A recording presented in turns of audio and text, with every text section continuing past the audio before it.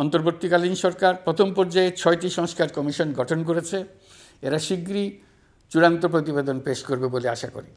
আমরা এই ৬ কমিশনের চেয়ারম্যানদের নিয়ে একটি জাতীয় ঐকমত্য গঠন কমিশন প্রতিষ্ঠা করার দিকে অগ্রসর হচ্ছি।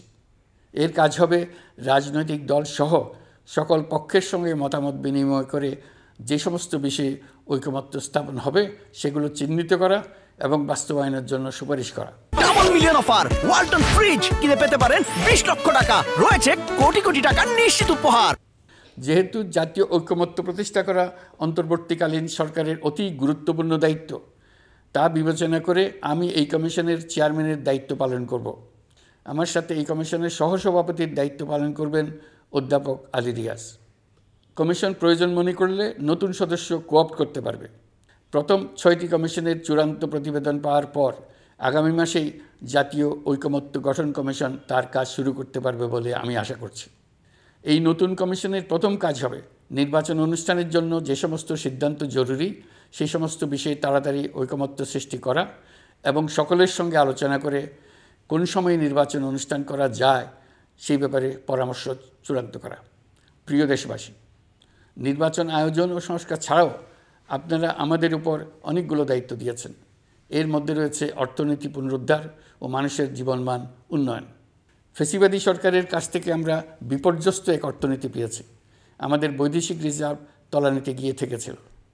২০২৪ সালের নভেম্বরে রপ্তানি আয়ের পরিমাণ ছিল $4.12 বিলিয়ন, যা আগের মাসের তুলনায় 15.63% বেশি।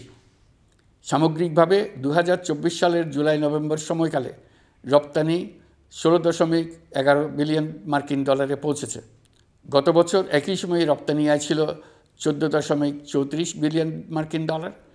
বছরের হিসাবে এই প্রান্তিকে রপ্তানি আয়ের প্রবৃদ্ধি 12.34%। বৈদেশিক মুদ্রার রিজার্ভ $19 বিলিয়ন পৌঁছেছে। এসবের মাধ্যমে আমাদের অর্থনীতি ঘুরে দাঁড়াতে শুরু করেছে। পরিস্থিতির উন্নতি হচ্ছে। গার্মেন্টস শ্রমিক ভাই বোনেরা বাংলাদেশের অর্থনীতির অন্যতম চালিকা শক্তি। তাদের বার্ষিক মজুরি 9% বাড়ানোর সিদ্ধান্ত হয়েছে। মূল্যস্ফীতির বিষয়টি বিবেচনা করে শ্রমিক ইউনিয়ন মালিক পক্ষের সঙ্গে আলোচনার ভিত্তিতে এটি নির্ধারণ করা হয়েছে। মূল্যস্ফীতি নিয়ন্ত্রণে সরকার আন্তরিকভাবে কাজ করছে। স্বীকার করতে দ্বিধা নেই, এক্ষেত্রে কাঙ্ক্ষিত সাফল্য আমরা এখনও পাইনি। তবে আমার বিশ্বাস মূল্যস্ফীতি শিগগিরই কমে আসবে। গত কয়েক মাসে বাজারে কিছু পণ্যের দাম বেড়েছে। আমরা সরবরাহ বাড়িয়ে, আমদানিতে শুল্ক ছাড় দিয়ে, মধ্যস্বত্বভোগীদের দৌরাত্ম্য কমিয়ে এবং বাজার তদারকির মধ্য দিয়ে জিনিসপত্রের দাম কমিয়ে আনার চেষ্টা করছি। পরিবহন খাতে চাঁদাবাজি এখনও পুরোপুরি বন্ধ করা যায়নি।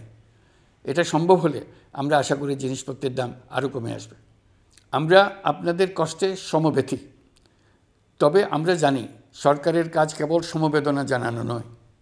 আমরা আপনাদের কষ্ট কমিয়ে আনতে সকল রকম চেষ্টা চালিয়ে যাচ্ছি। আসন্ন রমজানে দ্রব্যমূল্য সহনীয় রাখতে আমরা সবার সহযোগিতা চাই। আমরা ইতিমধ্যে ব্যবসায়ীদের সঙ্গে কথা বলেছি। তারা আমাদের কাছে ওয়াদা করেছে বাজারে পণ্য সরবরাহে কোনো সংকট হবে না। অতিরিক্ত মুনাফার লোভে যদি কেউ কৃত্রিম কোনো সংকট সৃষ্টির চেষ্টা করে আমরা তাকে কঠোর হাতে দমন করব।